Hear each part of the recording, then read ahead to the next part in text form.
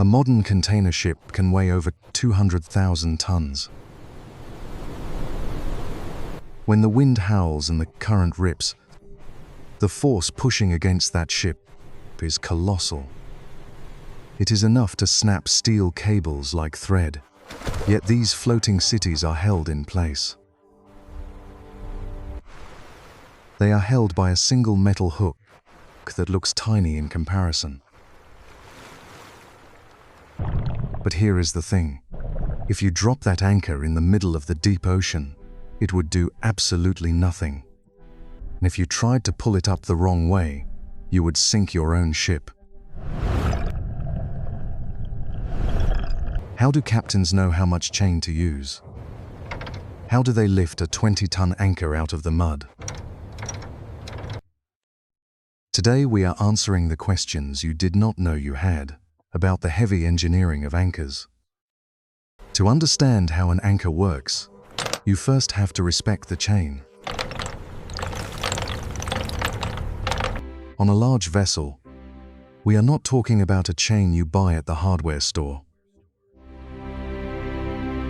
A single link of a cruise ship's anchor chain can weigh over 300 pounds, more than a large refrigerator.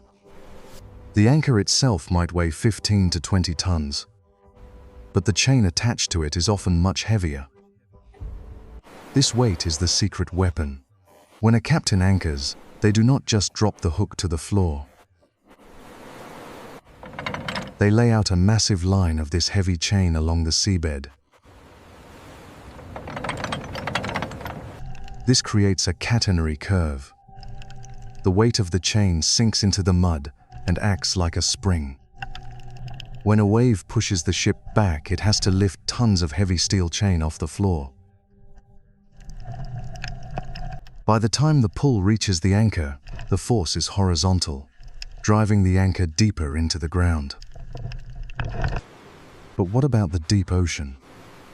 If a ship breaks down in the middle of the Pacific, can it drop anchor? The short answer is no. Commercial ships generally cannot anchor in water deeper than about 100 meters. If you are in the middle of the ocean where the water is 2 miles deep, the chain itself would be too heavy. The sheer weight of hanging that much steel vertically would snap the windlass, the winch that holds it. So in the deep ocean, ships do not anchor. They drift, or if they are modern drill ships, they use dynamic positioning. They use computers and thrusters to constantly swim against the current to stay in the exact same spot. So when they are in shallow water, how does the captain know how much chain is out? It is not like they can stick a head out the window and look underwater. It is done through a very old school system of measurement called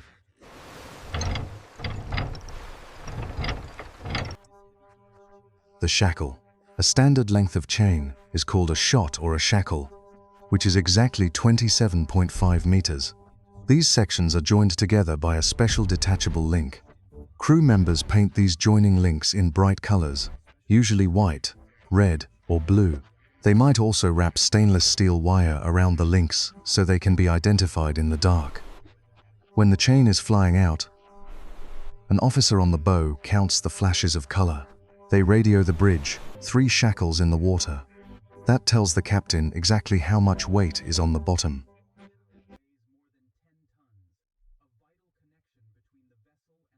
Finally, the hardest part, leaving.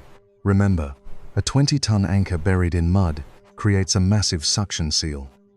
To get the anchor back, the ship actually drives slowly, moving directly over the spot where the anchor is buried. This changes the physics.